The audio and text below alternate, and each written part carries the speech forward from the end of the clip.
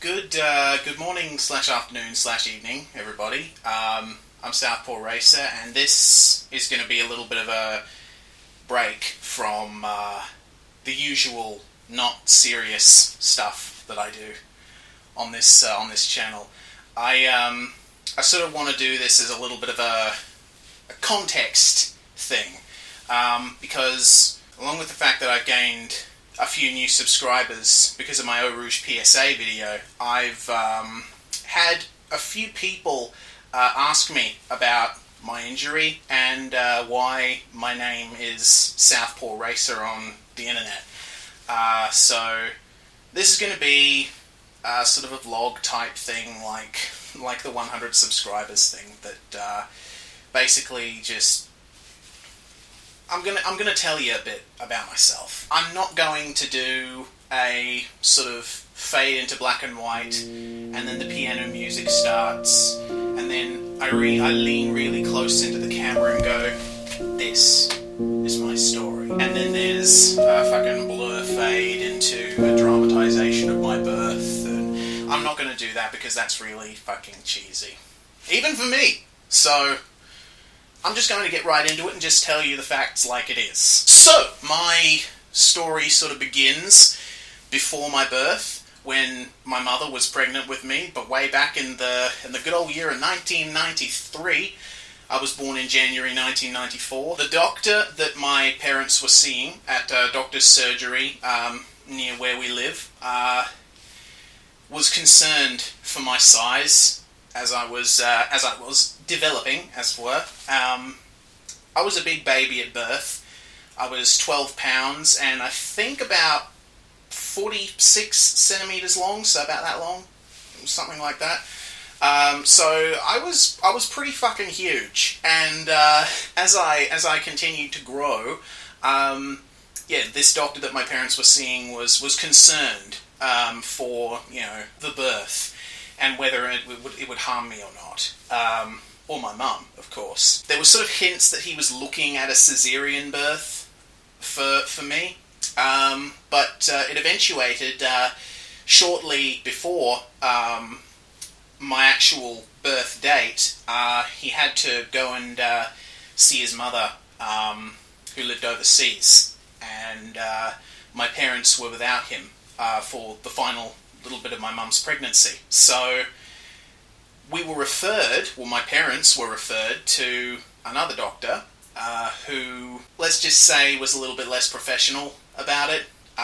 He's recently, in the intervening years, he's gained a sort of reputation in the medical community for rough treatment of babies. And I'm not going to name him because, number one, I don't know his name, and number two, there'd probably be legal ramifications for that, as you'll soon find out. So this new doctor elected to go for a normal birth for me, for reasons that I've talked to my mother about it, and she still doesn't know exactly why he decided to do it. So I guess it'll remain a mystery.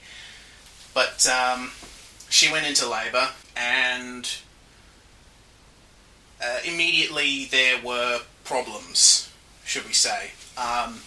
Because I was such a big baby, like I said, I was 12 pounds in weight, which is sort of like the upper limit for babies. My shoulders were so wide that I got stuck in the birth canal. And this of course had quite a few complications for my birth. I can't even begin to imagine the pain that my mum was going through at the time.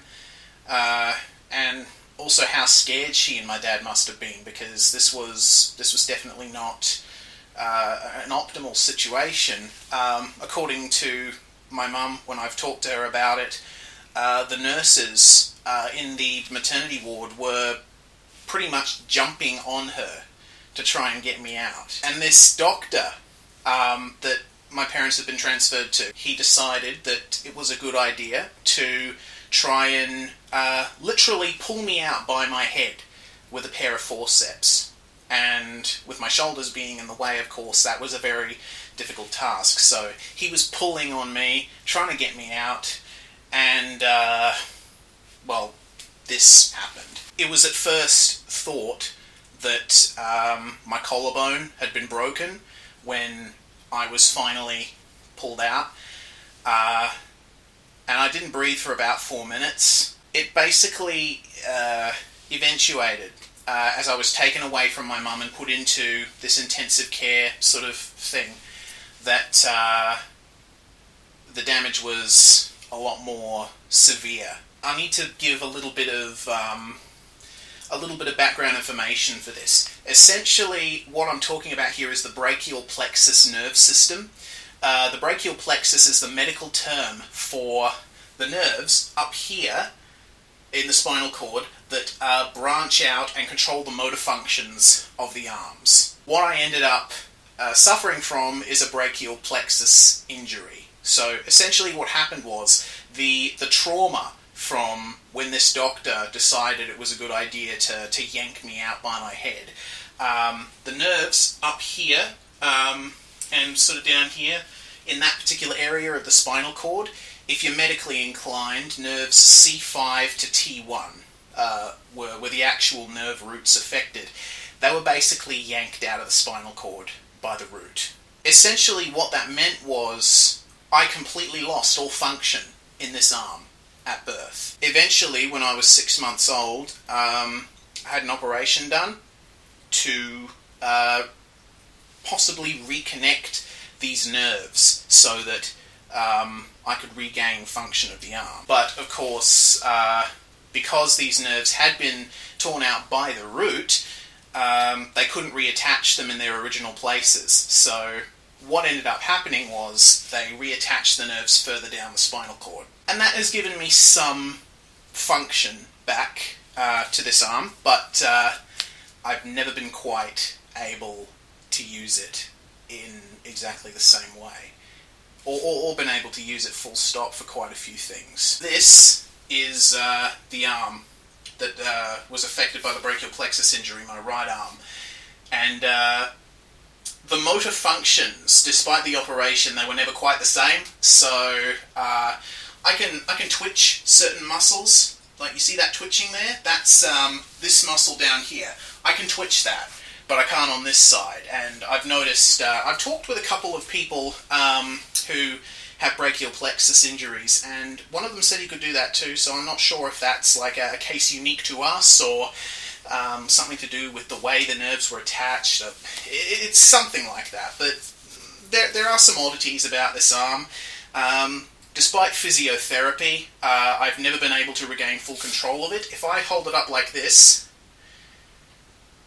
I am trying to lift that hand up by the wrist like this. I can't do this on this arm. I'm actually trying right now.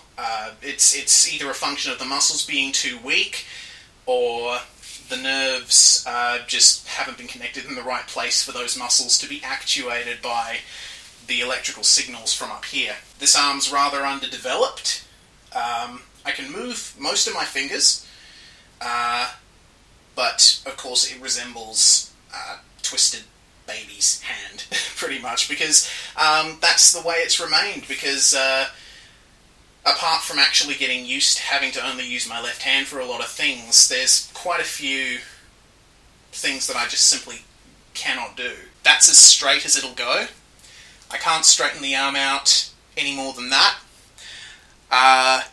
for whatever reason. I think it's a consequence of me holding it up like this when I was little, just holding it against me, and I still do that sometimes when I'm moving at an accelerated pace, and when I'm driving on my racing sims, which make up the majority of content on this channel if you want to watch them, but I'm digressing here. Also, there's a matter of feeling.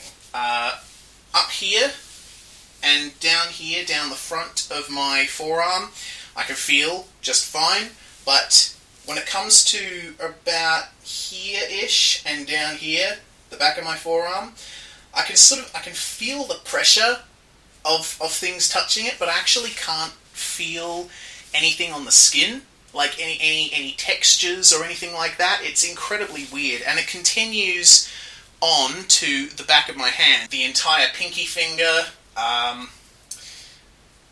The ring finger as well, and the back edge of the middle finger is basically where there is no feeling. Everywhere else I can almost feel just fine. Inside the arm is also another weird thing that I have. I mean, I've described this to people before and they can't sort of fathom it. Like, it's very confusing, but I can, when I'm moving my shoulder around or twitching this muscle here on my neck that connects to the collarbone and the shoulder and all that, I can feel inside my shoulder.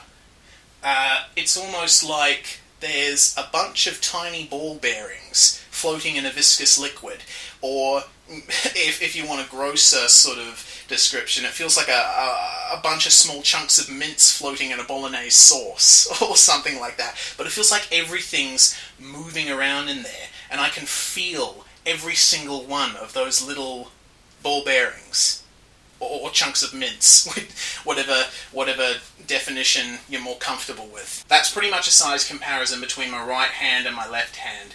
My left arm is, since it's done everything throughout my life, it's got a lot more muscle, it's a lot leaner, it's a lot bigger, and I can lift pretty heavy things with it.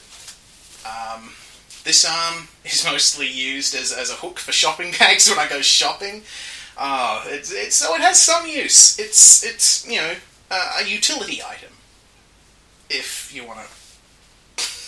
So how else has the arm affected my life? Well, I can't drive a car without specific modifications done to the car. I've got a sort of spinner thing with a control panel attached that I attach to the steering wheel through a bracket, and I can steer a car like that. I'm legally and physically restricted to automatic cars in real life, but not in Sims. I can't do what most people can do, and I have to constantly ask for help with things. And, I shouldn't have a problem with that, but at the same time, it's kind of unavoidable. It's just a general feeling of, what am I good for here? I guess that feeds into why I'm doing this stuff on YouTube right now with the sim racing and other stuff, like going into a petty rage over the naming of a corner on a racetrack in Belgium.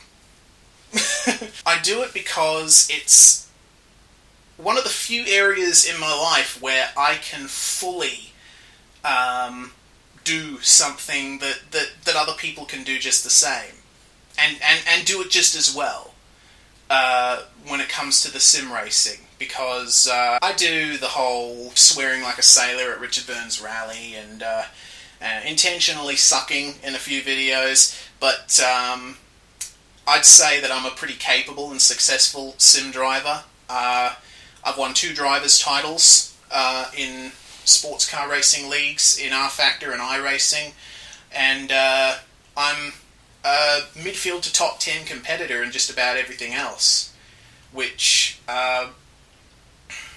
really means a lot to me. And it also means a lot to me when I get positive comments about the way I can drive with one hand, because it makes me feel like, yes, this is something that I can do. You adapt, don't you? When you have most of the functions of a limb taken away from you, and you grow up with that sort of thing, basically adaptability is one of the things that I've grown up with, and it's one of the things that I really hold in high regard. So thank you for watching this. Thank you for letting me tell my sort of spiel, and thanks for supporting me with your subscription, or your likes and your comments on my sim racing videos, all that sort of stuff. Really, thank you, because it's definitely something that I really value, is the positivity that I get from people, and showing what I can do in the face of adversity like this. And I really hope that I can serve as a bit of an example to other people who might suffer from the same things. You know, if I can do it, then you can too.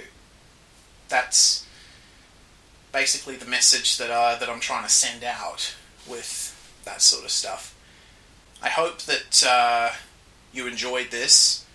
I hope that it was informative. And if you have any other questions about my injury or the way it's affected me, that sort of stuff, I did an AMA on Reddit about the injury a year and a half back or something like that.